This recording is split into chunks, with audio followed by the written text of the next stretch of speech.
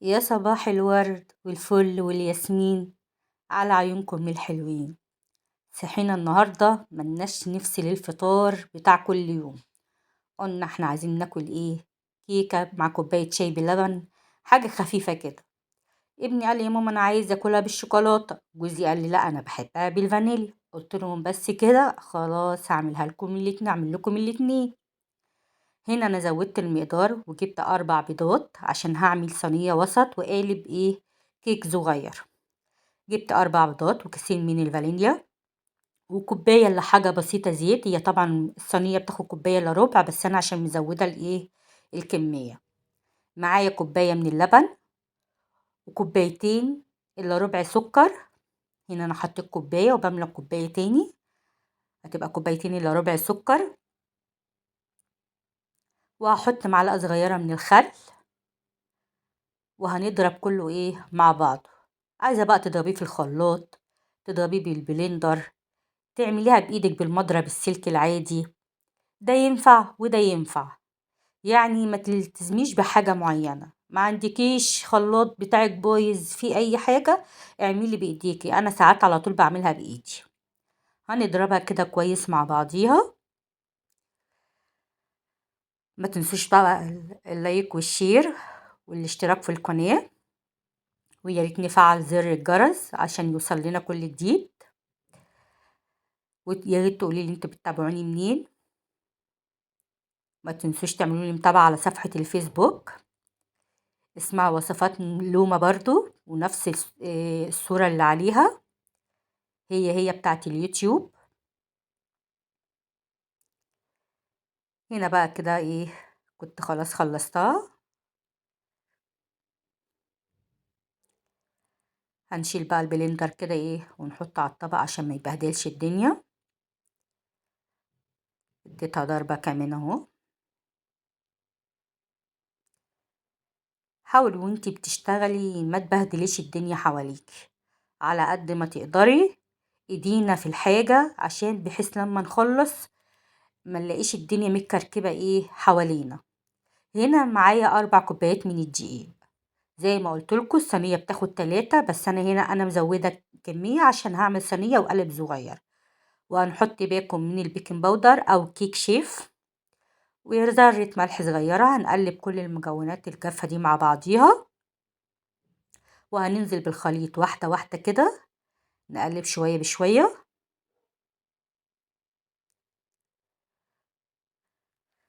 يا ريت نصلي على النبي كده في التعليقات وتقولوا لي انتوا بتتابعوني منين.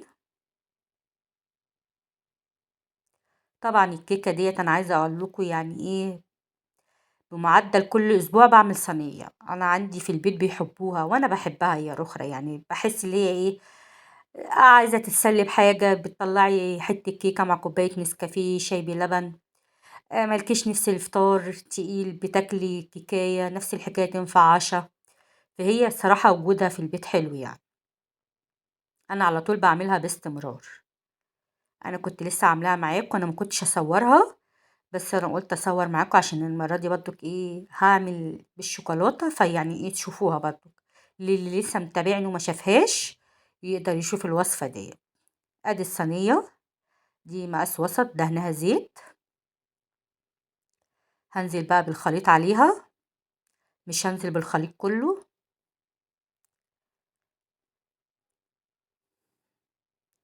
كده خلاص. نبدأ بقى نخبط كده في الصينيه عشان الهواء يخرج منها.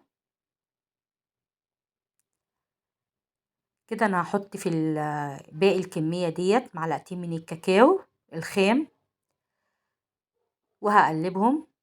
يعني هزودها كده بتاع معلقه لبن عشان بس ايه، طبعا تقدر تمشي بس فيها كده عشان هي كده هتبقى ناشفه شويه. هنلم كده كله مع بعضه. انا طبعا مولعه الفرن على درجه حراره 180. بولع الفرن قبل ما اشتغل في اي حاجه، وبحطهم في الايه، في الرف اللي في النص. كانت في واحده بتقول لي انا الكيكه بتهبط مني، بابقى شايفاها عالية وأول ما بتستوي وافتح عليها الاقيها ايه بتهبط. فأنا باقول لها: "أنتِ بتفتحي عليها؟" قالت لي: "آه." قُلت لها: "لأ، ما تبقيش تفتحي عليها وسيبيها لحد ما أنتِ بتبقي شايفاها من برّه اللي هي استوت، واقفلي عليها ووطّي بعد ما تقفلي عليها خالص ما تفتحيش الباب، سيبيها دقيقة كده جوّه، بعد كده افتحي عليها هتلاقيها زي ما هي ما هبطتش." فهو اللي بيخلّي الكيكة تهبط منِّك مش الخلاط ولا اللي أنتِ بتضربيها والكلام ده كلّه، لأ، إن أنتِ بتفتحي عليها الباب وهي بتستوي، فأنتِ سيبيها بعد ما تستوي خالص، وبعد ما تستوي اطفي وسيبيها دقيقة جوّه.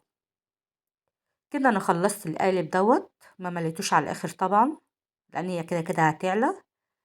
أنا عندي ابني بيحبها بالشوكولاتة، أنا كده لو أنت أنا مزوّدة الكمية عشان عملت الصينية والقالب دوّة، هادخّلهم بقى الفرن، بعد كده بقى نقطّع ونفطر بقى منها. أدي كده خلاص، هي يا دوبك بتاخد نُص ساعة في الفرن، أدي القالب كده طلع. طبعًا هُم مش صابرين لمّا تبرد، أنا تملّيني وأقطّعها وهي سخنة، هي المفروض تبرد خالص عشان لمّا تقطّعيها ما تتفروتش منِّك، بس طبعًا هُم مستعجلين عليها، فقُلت أقطّعها لهم بقى. شايفين بقى هشة من جوّه إزاي، متفرّغة منها كده الهوا طالعة جميلة. هابدأ بقى أقطّع الصينية دي كمان وأحطها كده في الحافظة بتاعة الجاتوهات والتورت.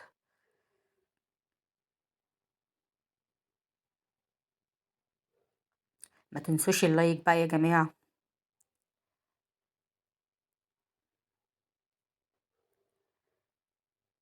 كانت لسه سخنة هي رخرة، الاتنين استووا مع بعض يعني أنا ما طلّعتش حاجة قبل حاجة، الاتنين مع بعض طلّعتهم في وقت واحد.